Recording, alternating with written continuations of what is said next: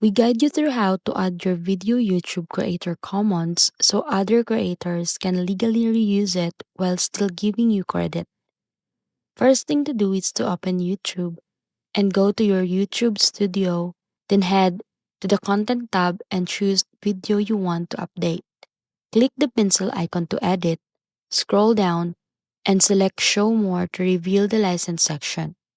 By default, your video is set to the standard YouTube license, so click the drop down and change it to Creative Commons Attribution. After selecting Creative Commons, hit Save to apply the updates. But remember, only upload the licensed content you fully owned.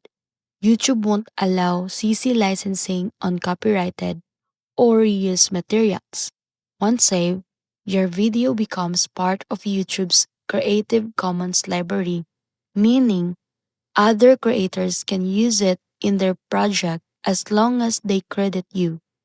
It's an easy way to expand your search or reach, support the creator community, and give your content more visibility.